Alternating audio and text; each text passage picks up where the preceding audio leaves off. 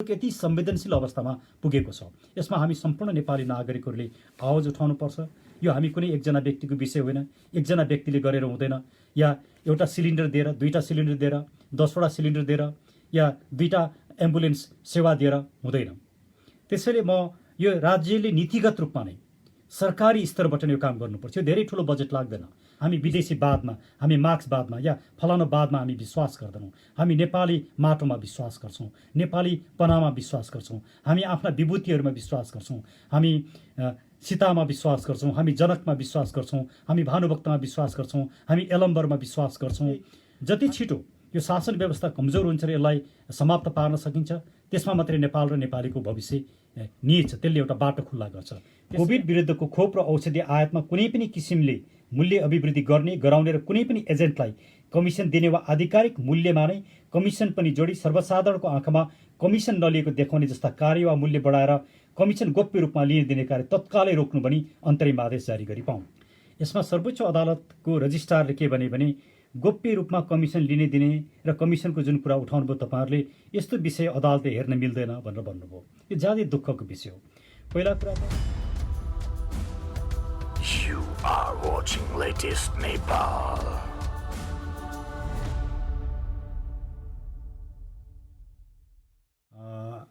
आज पनि लगभग 239 जना व्यक्तिहरूको मृत्यु भएको छ। लगभग 9000 व्यक्तिहरू सङ्क्रमित भएका छन्। अक्सिजनको अभाव छ। अक्सिजनको अभावले विभिन्न अस्पतालहरूमा मानिसहरू छटपटाइराखेका छन् भन्ने अपुष्ट समाचारहरू आइराखेका छन्। अक्सिजन नपाएको कुरा त सबै मिडियामा आइसकेको छ। अस्पतालले हामी अक्सिजनको अभावको कारणले बिरामीलाई भर्ना लिन सक्दैनौँ भनेर दिनैपिच्छे विज्ञप्ति निकालिराखेको अवस्था छ। यस्तो एउटा गम्भीर सङ्कटको अवस्था किन सिर्जना भयो त? यो सिर्जना हुनु पछाडिका 2-3वटा कारण छन्। एउटा कारण चाहिँ कोभिडको भ्याक्सिन खोप समयमा मुलुकमा ल्याउन सकिएन। समयमा मुलुकमा ल्याउन सकिएको भए त्यो 60 लाख खोपको कारणले धेरै मानिसहरूले आफ्नो एउटा सुरक्षित अवस्थामा रहन्थे र कोभिडको यो जुन एउटा डरलाग्दो सङ्क्रमण छ त्यो सङ्क्रमण हुनबाट रोकिन्थ्यो। अब 60 लाख खोप ल्याउनको लागि कसले अवरोध सिर्जना गर्यो? कसको कारणले 60 लाख खोप आएन र नेपाली नागरिकहरूको जीवन र स्वास्थ्य सङ्कटमा पर्यो? यो कुरा प्रष्ट छ। स्वास्थ्य मन्त्री हृदेश त्रिपाठीले एउटा वक्तव्य जारी गरे हिमाल पत्रिकामा र उनले दिएको अन्तर्वार्तामा उनले प्रष्ट रूपमा भने केही बिचौलियाहरूको कारणले हामीले भारतबाट कोभिडको खोप ल्याउन सकेनौँ। परिणामतः आज नागरिकहरू सङ्कटमा छन्, उनीहरूको स्वास्थ्य असुरक्षित छ भन्ने अवस्था देखियो र विभिन्न पत्रपत्रिकाहरूमा, मुलुकका सबै पत्रपत्रिकाहरूमा, मिडियामा केही व्यक्तिहरूको नाम किटान गरेर नै यी व्यक्तिहरूले कमिसन मागेको कारणले गर्दाखेरि खोप आउन नसकेको भनेर भनियो। तर यस्तो एउटा विधारक अवस्था जसलाई मानवता विरुद्धको अपराधको संज्ञा दिन सकिन्छ, त्यो विषयमा संसदमा 27 गते भएको विश्वासको मत दिने कार्यक्रममा प्रधानमन्त्री बाहेक मुलुकका सबै दलका नेताहरूले यो विषयमा गम्भीर रूपमा प्रश्न उठाए र यो कमिसनको कुरा उठाए। तर प्रधानमन्त्रीले मलाई थाहा छैन भनेर भन्नुभयो। प्रधानमन्त्रीको यो निरीहपना हो या निर्लज्जता हो, यो हामी सबैले अनुमान गरेका छौँ, हामी सबैले बुझ्न सक्छौँ। तर प्रधानमन्त्री यति गैर जिम्मेवार होलान् यो कुरा बुझ्न सकिँदैन थियो। त्यसैले आज मुलुकमा यो जुन सङ्कट आइराखेको छ त्यसको लागि प्रधानमन्त्री केपी ओली जिम्मेवार हुनुहुन्छ। दोस्रो, भारतबाट जसरी मानिसहरू नेपालमा आए त्यसलाई सरकारले रोक्न सकेन। त्यसलाई व्यवस्थित गरेको भए पनि यो रूपमा सङ्क्रमण हुँदैन थियो। त्यसैले त्यसको जिम्मेवारी पनि सरकारले लिनुपर्छ। र आज औषधि पनि बजारमा अभाव छ, कालोबजारी भएको छ, औषधिमा भाउ बढाएको छ, चर्को मूल्य तिर्नु परेको छ। यी सब कुरा पनि नियन्त्रण गर्न नसक्नु त्यो पनि सरकारको कमजोरी हो। आज अक्सिजन नपाएर मानिसको मृत्यु हुँदाखेरि यो विषय चाहिँ मानवता विरोधी अपराध हो भनेर भारतमा अदालतहरूले बोलेका छन्।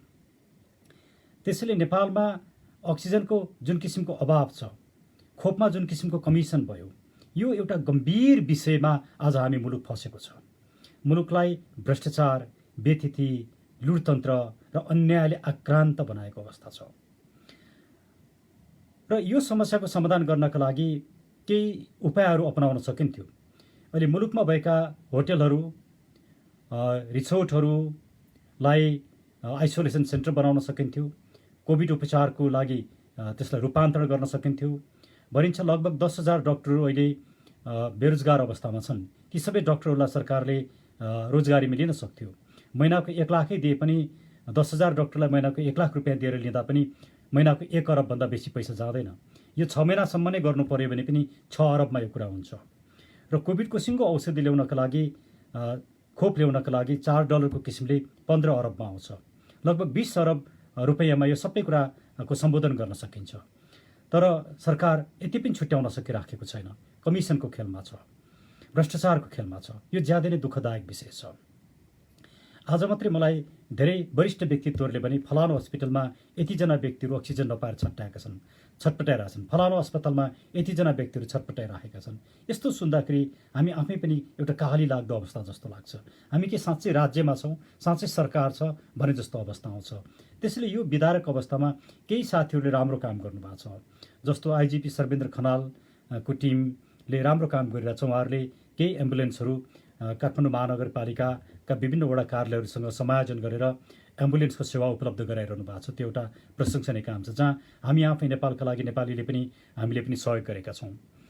त्यस्तै लेनिन विष्टज्यूहरूले विभिन्न होटललाई र विभिन्न ठाउँमा आइसोलेसन सेन्टर बनाउनमा निरन्तर लाग्नु भएको छ। तर व्यक्तिगत रूपमा लागेर सम्भव हुँदैन भोलि, किनकि कुनै एकजना व्यक्तिको त्यहाँ भर्ना गरियो, राम्रो उपचार भएन, तलमाथि भयो भने जिम्मेवार को हुने, यस्ता समस्याहरू छन्। त्यसैले यस्ता समस्याहरू पनि समाधान गर्नका लागि हामीले रिट निवेदन लिएर गएका थियौँ। र त्यसमा हामीले के बनाएका थियौँ भने सामाजिक अभियन्ता, समाजसेवीहरूले जसरी समाजसेवा गरिरहेछन्, जुन सुविधा दिइराखेका छन्, त्यसमा सरकारले समन्वय गरोस्। यसरी रिट निवेदन लिएर जाँदा पनि रिट निवेदन दर्ता गरिएन।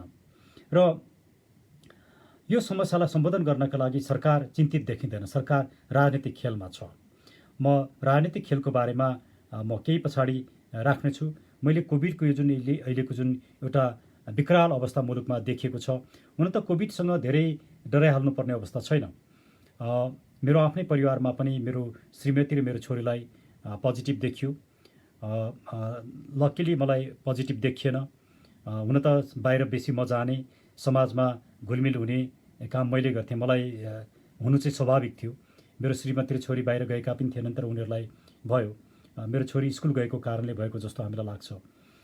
तर अहिले निको भइसकेको अवस्था छ। आइसोलेसनमा बस्ने, प्रपरली डायट लिने, सफा सुग्घर हुने, राम्रोसँग खाने काम गऱ्यो भने त्यति धेरै सताउँदो रहेन रहेछ। तर गरिबहरू जो एउटा कोठामा 5 जना 6 जना बस्छन्, उनीहरूको आइसोलेसन सेन्टर हुन सक्दैन। एकजना बिमारी पनि सबैलाई सर्छ। यस्तो अवस्थामा सरकारले हेर्नुपर्ने हुन्छ। तर सरकार मौन छ, सरकार राजनीतिमा लागेको छ। यो विदारक अवस्थामा नागरिकहरूले सशक्त रूपमा आवाज उठाउनु पर्ने अवस्था सिर्जना भएको छ। मैले कोभिडको विषयमा मैले यति नै राखेँ। अब म कोभिडसँग सम्बन्धित हामीले लगेको रिट निवेदन किन दर्ता भएन, त्यो रिट निवेदनमा के कस्ता विषयहरू उठाइएको थियो भन्ने बारेमा म यहाँहरूसँग केही कुराहरू राख्छु। म रिट निवेदनमा माग गरिएका कुराहरूले म यहाँहरूलाई पढेर सुनाउन चाहन्छु। जसले गर्दाखेरि के कुरा उठाइएको थियो भन्ने कुरा आम नेपाली नागरिकलाई, देश विदेशमा बस्ने सबै मित्रहरूलाई थाहा होस् भन्ने म चाहन्छु। हाम्रो एउटा माग थियो, कोभिड विरुद्धको खोप र औषधि आयातमा कुनै पनि किसिमले मूल्य अभिवृद्धि नगराउनु र कुनै पनि एजेन्टलाई कमिसन दिने वा आधिकारिक मूल्यमा नै कमिसन पनि जोडी सर्वसाधारणको आँखामा कमिसन नलिएको देखाउने जस्ता कार्य नगराउनु वा गोप्य रूपमा कमिसन लिने कार्य नगराउनु भनी प्रमादेशको आदेश जारी गरी पाऊँ। यदि कमिसन दिने गरी कुनै सम्झौता गरिएको रहेछ भने त्यस्तो सम्झौता उत्प्रेषणको आदेशले खारेज गरी पाऊँ भन्ने थियो। यसमा सर्वोच्च अदालतको रजिस्ट्रारले के भने गोप्य रूपमा कमिसन लिने दिने र कमिसनको जुन कुरा उठाउनुभयो तपाईँहरूले, यस्तो विषय अदालतले हेर्न मिल्दैन भनेर भन्नुभयो। यो ज्यादै दुःखको विषय हो। पहिला कुरा त रिट निवेदनमा संवैधानिक विषयमा, मौलिक मानव अधिकारको विषयमा उठाइएका विषयहरू रजिस्ट्रारले या प्रशासनले हेर्ने, निर्णय गर्ने, आदेश दिने नै होइन। रजिस्ट्रारले जुन किसिमको काम गर्नुभयो, उहाँहरूले विधिशास्त्र नबुझेको जस्तो मलाई लाग्दैन। तर उहाँहरूले किन यति एउटा डेलिबरेट रूपमा यस्तो अहम संवेदनशीलको विषयलाई पनि अदालतमा जान प्रवेश गर्न दिनु भएन, न्यायको रोहमा प्रवेश गर्न दिनु भएन, एक्सेस टु जस्टिस गर्न दिनु भएन। यो ज्यादै संवेदनशील प्रश्न हो, किनकि भारतमा अदालतहरूले कसैले रिट निवेदन नदिए पनि आफैले मुद्दा हेरेर अदालतले सरकारलाई आदेश दिएको छ। नागरिकहरूको ज्यान बचाउनको लागि बहुत ठुलो काम गरेको छ र सरकारलाई यतिसम्म पनि भनेको छ कि अक्सिजनको अभावमा कसैको मृत्यु भयो भने त्यसको जिम्मेवारी सरकारले लिनुपर्छ र यो चाहिँ मानवता विरोधी अपराध हुन्छ र त्यो अपराधको लागि सरकार जिम्मेवार हुनुपर्छ भनेर समेत अदालतले भने। आजै मात्रै भारतीय सर्वोच्च अदालतले र भारतको दिल्ली हाइकोर्टले आदेश जारी गरेको छ र त्यसमा के भन्यो भने प्राइभेट हस्पिटलहरूले जुन चर्को रूपमा मूल्य असुलिरहेका छन् त्यो नियन्त्रण गर, किनकि कोभिडको बेलामा यो पैसा कमाउने बेला होइन, यसरी आदेश गरेको छ। तर हामीले पनि यही विषय उठाएका थियौँ, प्राइभेट हस्पिटलहरूलाई पनि नियमन गर, 50% बेडहरू चाहिँ निःशुल्क रूपमा उपचारको लागि दिने व्यवस्था गर भनेर भनेका थियौँ। त्यो रिट निवेदन जारी दर्तासम्म पनि गरिएन र दर्ता मात्रै गरिएन, त्यस उप फेरि हामी अर्को निवेदन लिएर गयौँ, त्यो निवेदन पनि लिएन। यसरी अदालतले न्यायको ढोका थुनेको अवस्था छ। र भारतमा त दिल्ली हाइकोर्टले त भिडियो कन्फरेन्सिङबाट भर्चुअल्ली भिडियो कन्फरेन्स गरेर कसैले रिट निवेदन नदिए पनि न्युज पेपरलाई आधार मानेर कसैले फोन गरेका आधारमा पनि मुद्दा सुनेर तत्काल आदेश दिएको छ।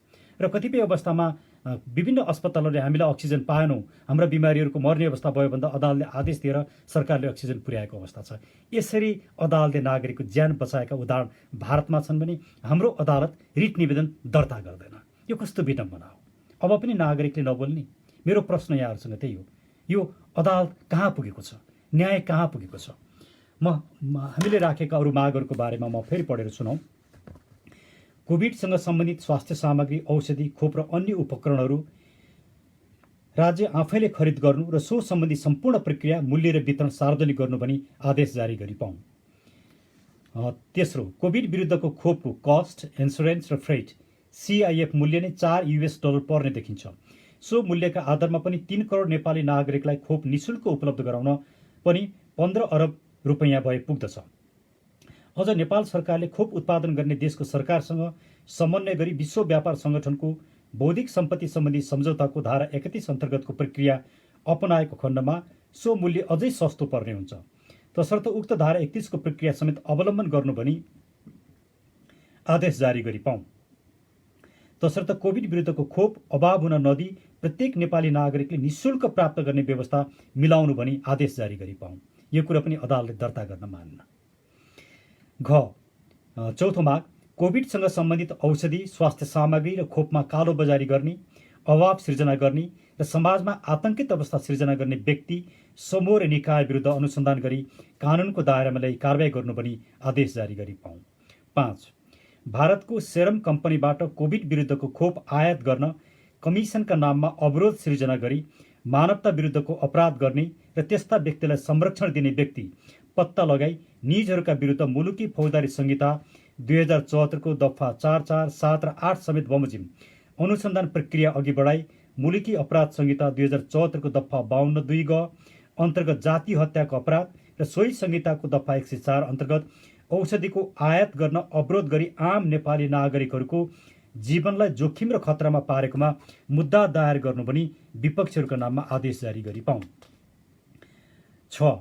नेपालमा माघ 9, 2076 कोभिड सुरु भएदेखि कोभिड नियन्त्रणसँग सम्बन्धित औषधि, खोप एवं स्वास्थ्य सामग्री खरिद गर्ने र वितरण गर्ने सम्बन्धमा भएका कालोबजारी, कमिसन, भ्रष्टाचार लगायतका विषयमा हालसम्म पनि सरकारी स्तरबाट यथेष्ट, प्रभावकारी र विश्वसनीय रूपमा छानबिन गरी दोषीमाथि कारबाही हुन नसकेको हुँदा यस्ता सम्पूर्ण विषयमा छानबिन गरी मुलुक र नागरिकलाई असल शासनको विश्वास दिलाउनका लागि डाक्टर द्वारिकानाथ ढुङ्गेल, श्री सुखदेव भट्टराई खत्री एवं डाक्टर गोविन्द केसी जस्ता निष्कलङ्कित, निष्पक्ष, निडर र सक्षम व्यक्तिहरूको नागरिक आयोग श्री सर्वोच्च अदालतबाटै गठन गरी निजहरूबाट छानबिन गराउन र छानबिन प्रतिवेदन नागरिकको जानकारीका लागि सार्वजनिक गर्नका लागि आदेश जारी गरी पाउँ।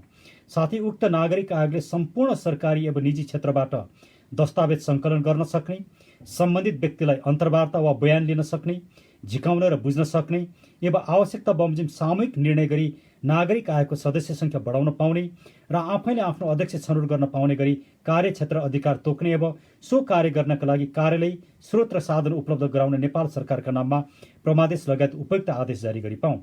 साथै उक्त प्रतिवेदनले दोषीमाथि मुद्दा चलाउनु पर्ने निष्कर्ष निकालेमा हदम्याद नगुज्रिने आदेश गरी त्यस्ता व्यक्ति र समूह उप मुद्दा चलाउनु पनि आदेश जारी गरी पाऊँ।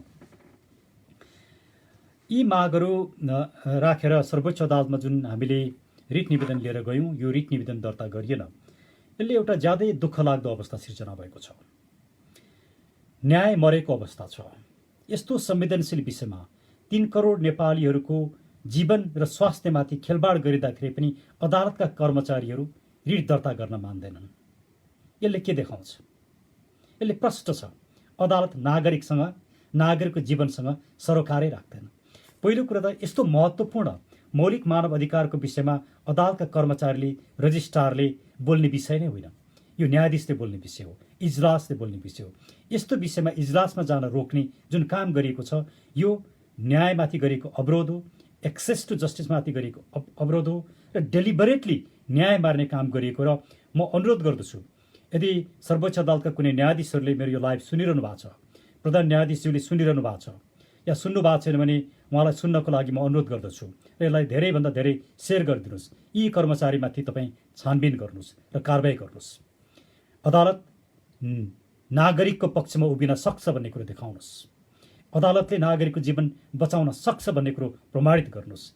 अदालतले न्याय दिन सक्छ भन्ने कुरो प्रमाणित गर्नुहोस्। अन्यथा नागरिकको विश्वास नभएको, नागरिकको विश्वास आर्जन गर्न नसकेको न्यायालय नै हुन सक्दैन।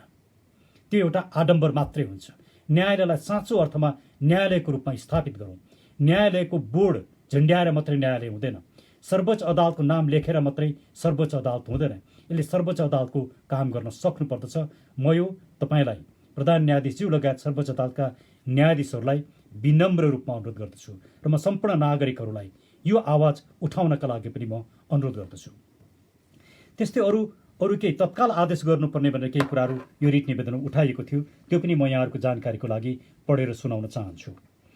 कोभिड विरुद्धको खोप र औषधि आयातमा कुनै पनि किसिमले मूल्य अभिवृद्धि गराउने र कुनै पनि एजेन्टलाई कमिसन दिने वा आधिकारिक मूल्यमा नै कमिसन पनि जोडी सर्वसाधारणको आँखामा कमिसन नलिएको देखाउने जस्ता कार्य वा मूल्य बढाएर कमिसन गोप्य रूपमा लिन दिने कार्य तत्कालै रोक्नु पनि अन्तरिम आदेश जारी गरी पाऊँ। कोभिड विरुद्धको खोप के कति परिणाममा, के कुन मितिमा, कुन कुन निर्माताबाट ल्याउने योजना छ वा सो सम्बन्धमा के कति कार्य प्रगति भएको छ भन्ने सम्बन्धमा यस मुद्दाको अन्तिम निर्णय नभएसम्म प्रत्येक हप्ता प्रगति विवरण श्री सर्वोच्च अदालतमा बुझाउनु र सर्वसाधारणको जानकारीका लागि स्वास्थ्य मन्त्रालयको वेब पेजमा समेत राख्नु पनि अन्तरिम आदेश जारी गरी पाऊँ। भारतको सेरम कम्पनीबाट पहिलाको 10 लाख डोज र पछिल्लो 50 लाख डोज खोप ल्याउने बारेमा कहिले के कसरी सम्झौता गरिएको हो, के कति रकम चुक्ता गरिएको हो, सो खोप के कुन कारणले किन समयमा उपलब्ध हुन सकेन भन्ने सम्बन्धमा सम्पूर्ण दस्तावेजहरू कारण देखाउ आदेश जारी भएको 48 घण्टाभित्र श्री सर्वोच्च अदालतमा पेश गर्नु पनि अन्तरिम आदेश जारी गरी पाऊँ। कोभिडका बिरामीलाई oxygen bed, isolation centre, ICU र भेन्टिलेटर उपलब्ध गराउने सम्बन्धी योजना कारण देखाउ आदेश जारी भएको 48 घण्टाभित्र श्री सर्वोच्च अदालतमा पेश गर्न लगाइ पाऊँ। वास्तवमा सरकारले अक्सिजन प्लान्ट आफै अस्पतालहरूले 15 दिनभित्र राख भनेर जुन निर्णय गरेर निर्देशन दियो, आज अस्पतालहरूले यो हास्यास्पद बनिरहेछन्। यस्तो हास्यास्पद निर्णय गर्ने भनेर अस्पतालले बोलिरहेछन्। त्यसैले यो एउटा अब्जेक्टिभ, प्र्याक्टिकल र एफिसियन्ट योजना ल्याउनु पर्दछ भनेर हामीले यो कुरा अदालतमा उठाएका थियौँ र सो सम्बन्धमा प्रत्येक हप्ता प्रगति विवरण श्री सर्वोच्च अदालतमा पेश गरेर स्वास्थ्य मन्त्रालयको वेब पेजमा समेत राख्न लगाइ पाऊँ। साथै सो सम्बन्धमा oxygen bed, isolation centre, ICU र भेन्टिलेटर नपाएर बिरामीको मृत्यु हुन नपरोस् भनी उपयुक्त अन्तरिम आदेश समेत जारी गरी पाऊँ। विभिन्न क्षेत्रका समाजसेवीहरूले निःशुल्क रूपमा oxygen bed, isolation centre, ICU र भेन्टिलेटर उपलब्ध गराउने सम्बन्धमा स्थानीय निकायलाई परिचालन गरी समन्वय गर्न लगाउनु भन्ने समेत अन्तरिम आदेश जारी गरी पाऊँ।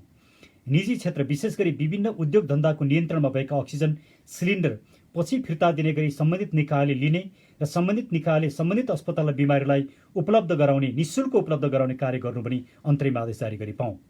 समाजमा निराशा र हतोत्साह नबढोस् भनी कोभिडको उपचारसँग सम्बन्धित विषयमा के कस्ता राम्रा कार्यहरू भइरहेका छन्, गुड प्र्याक्टिसेस, त्यस्ता कार्यलाई पनि नागरिकको जानकारीका लागि व्यापक रूपमा सूचना प्रवाह गराउनु पनि अन्तरिम आदेश जारी गरी पाऊँ। निजी अस्पतालहरूलाई कोभिडको उपचारमा उत्तरदायी तुल्याउन निजी अस्पतालमा समेत सरकारले समन्वय गरी आवश्यक निर्देशन जारी गरी कम्तीमा 50% बेड कोभिड संक्रमित बिमारलाई उपलब्ध गरी निःशुल्क उपचार गराउनु पनि अन्तरिम आदेश जारी गरी पाऊँ। वास्तवमा सरकारले यति मात्रै अदालतले यति मात्रै आदेश सरकारलाई दिएर सरकारले गर्ने पनि आज बेड नपाउने समस्या, हस्पिटलको बाहिरै बस्नुपर्ने अवस्था र हस्पिटलमा अक्सिजन नपाएर मर्नुपर्ने अवस्था हुँदैन थियो। त्यसले यति महत्त्वपूर्ण विषय एउटा नागरिकले सर्वोच्च अदालतमा लिएर जाँदा सर्वोच्च अदालतले इन्टरटेन नगर्ने, दर्ता नगर्ने, अब नागरिकले कहाँ गएर न्याय माग्ने? त्यसले यो मुलुक यति संवेदनशील अवस्थामा पुगेको छ। यसमा हामी सम्पूर्ण नेपाली नागरिकहरूले आवाज उठाउनुपर्छ। यो हामी कुनै एकजना व्यक्तिको विषय होइन, एकजना व्यक्तिले गरेर हुँदैन, या एउटा सिलिन्डर दिएर, 2टा सिलिन्डर दिएर, 10वटा सिलिन्डर दिएर, या 2टा एम्बुलेन्स सेवा दिएर हुँदैन।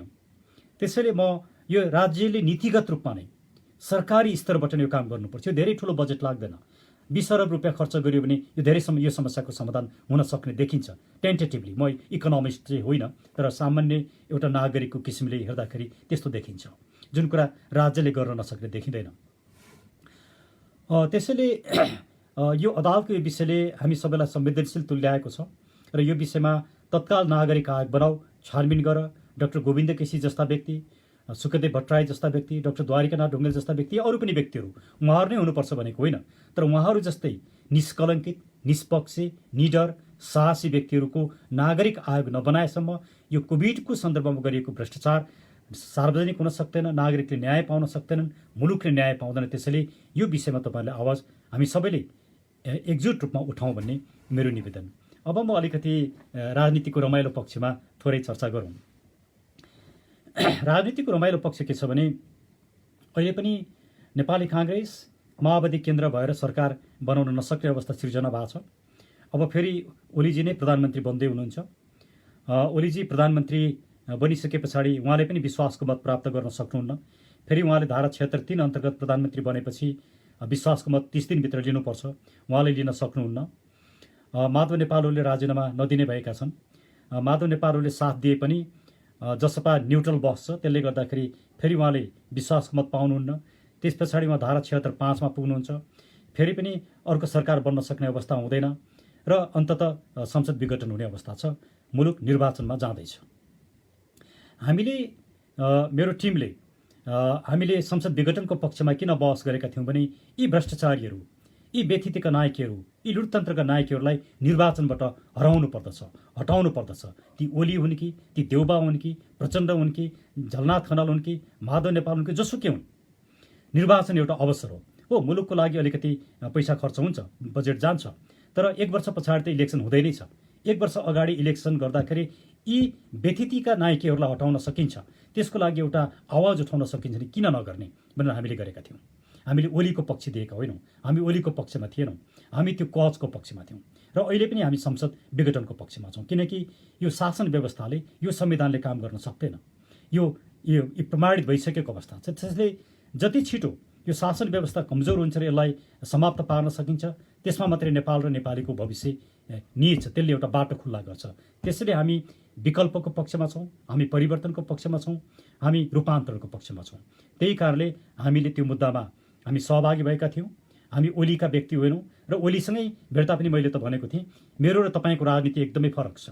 म तपाईँसँग राजनीतिक रूपमा विमति राख्छु, तर तपाईँहरूले मलाई जसरी अनुरोध गर्नुभयो संसद विघटनको मुद्दा हेरिदियो भनेर, त्यसमा विघटनको पक्षमा भएको कारणले म यो मुद्दा हेर्छु।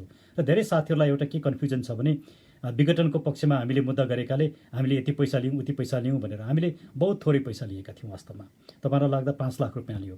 5 लाख रुपियाँ त्यति ठुलो मेहनत गर्नुपर्ने विषयमा धेरै कम पैसा लिएको हो। हाम्रो जुन किसिमको समय हामीले लगानी गऱ्यौँ, हाम्रो जुन स्टेचर छ, हाम्रो नलेज छ, त्यसले गर्दा हामीले बहुत थोरै पैसा लिएर काम गरेका हौँ। हामी पेसागत मान्छौँ, हामीले आफ्नो पेसाको पैसा लिनुपर्छ। हामी सबै कुरा सिधै गर्न सक्दैनौँ र पेसागत मर्यादा पनि हुन्छ। यो कुरा पनि जसरी बुझिएको छैन, जसरी हामीलाई आरोप लगाइएको छ, त्यो चाहिँ गणतन्त्रवादीहरूले आरोप लगाइरहेका छन्, जो यो गणतन्त्र टिकाउन चाहन्छन्। हामी यो गणतन्त्रको विपक्षमा छौँ। हामी गणतन्त्रले मुलुक हित गर्दैन भन्ने पक्षमा क्लियर छौँ। त्यसैले हामी गणतन्त्रलाई जे गर्दा गणतन्त्र कमजोर हुन्छ, जे गर्दा यो सिस्टम कमजोर हुन्छ, जे गर्दा यो सिस्टमलाई फाल्न सकिन्छ, हामी त्यसको पक्षमा उभिन्छौँ। आज पनि, हिजो पनि उभियौँ, आज पनि उभिन्छौँ र भोलि पनि उभिन्छौँ। त्यसैले राजनीतिको बारेमा मैले यति भने। अब म थोरै नेपालका लागि नेपालीको बारेमा अलिकति राख्छु। हामी नेपालका लागि नेपालीलाई राजनीतिक दलमा रूपान्तरण गर्ने निर्णयमा पुगेका छौँ। अब नेपालका लागि नेपाली एउटा राजनीतिक विकल्प मात्रै होइन, अब यो मुलुकको शासन सत्ता लिने राजनीतिक दलको रूपमा यसलाई हामीले स्थापित गर्नुपर्दछ। यो एकजना व्यक्तिको, दुईजना व्यक्तिको प्रयासले हुँदैन, आम नेपाली नागरिकहरूको प्रयासले यो सम्भव छ। र अबको आउँदो इलेक्सनमा हामी भ्रष्टहरूलाई हराउने र नेपालका लागि नेपालीले उम्मेदवारी दिएर अबको सरकार नेपालका लागि नेपालीले बनाउने हिम्मत, आँट र जोसका साथ हामी लाग्नेछौँ। तपाईँहरू सम्पूर्णको हामीलाई साथ र सहयोग चाहिन्छ। यो विषयमा हामीले हाम्रो एउटा निर्देशक सिद्धान्तको रूपमा पृथ्वी पथ या पृथ्वीनारायण शाहले यो मुलुकलाई जसरी एकीकरण गरे, यो मुलुकको एकता बचाए, भ्रष्टाचारको अन्त्यका जुन सिद्धान्तहरू प्रतिपादन गरे, विदेश नीतिका सिद्धान्त प्रतिपादन गरे, अर्थनीतिका सिद्धान्त प्रतिपादन गरे, ती सबैलाई हामीले आफ्नो आधारशिला, सैद्धान्तिक आधार बनाएका छौँ। हामी विदेशीवादमा, हामी मार्क्सवादमा या फलानुवादमा हामी विश्वास गर्दैनौँ। हामी नेपाली माटोमा विश्वास गर्छौँ, नेपालीपनामा विश्वास गर्छौँ, हामी आफ्ना विभूतिहरूमा विश्वास गर्छौँ, हामी सीतामा विश्वास गर्छौँ, हामी जनकमा विश्वास गर्छौँ, हामी भानुभक्तमा विश्वास गर्छौँ, हामी यलम्बरमा विश्वास गर्छौँ। हामी यसरी आफ्नै नेपालका विभूतिहरूमा विश्वास गरेर नेपालीपनाका आधारमा, नेपाली माटो सुहाउँदो राजनीतिक विचार र सिद्धान्तका आधारमा त्यसलाई हामी पृथ्वी पथ भन्छौँ। पृथ्वी पथका आधारमा यो मुलुकलाई रूपान्तरण गर्न चाहन्छौँ। तपाईँहरूको साथ जरुरी छ। प्रत्येक नेपाली नागरिकले विश्वस्त भएर मुलुकलाई यो सङ्कटबाट बचाउनको लागि अब दलको पछाडि, ती दल भन्नाले यो 30-31 वर्ष शासन गर्ने दलको पछाडि लागेर होइन, अब एउटा नयाँ राजनीतिक दल नेपालका लागि नेपालीकोलाई साथ दिएर त्यसको एउटा सिपाही भएर, त्यसको एउटा सदस्य भएर यो मुलुक जोगाउने कर्तव्यनिष्ठ नागरिक भएर एकाकार भएर काम गरौँ। यसैमा मुलुकको हित छ, हाम्रो पनि हित छ। यो मुलुक बचाउनु पर्दछ। म यति नै मात्रै आज राख्न चाहन्छु र नेपालको लागि नेपालीको बारेमा म पछिल्ला दिनमा म फ्रिक्वेन्टली फेसबुक लाइभमा आएर आफ्ना कुराहरू राख्नेछु र तपाईँहरूले साथ दिनुहुनेछ भन्ने कुरामा म विश्वस्त छु। जो फेसबुक लाइभमा जोडिनुभयो, जसले कमेन्ट गर्नुभएको छ, फिडब्याक दिनुभएको छ, म पछि हेर्नेछु र तपाईँहरूसँग फेरि म आउनेछु। आजलाई म यति नै भन्छु। धन्यवाद।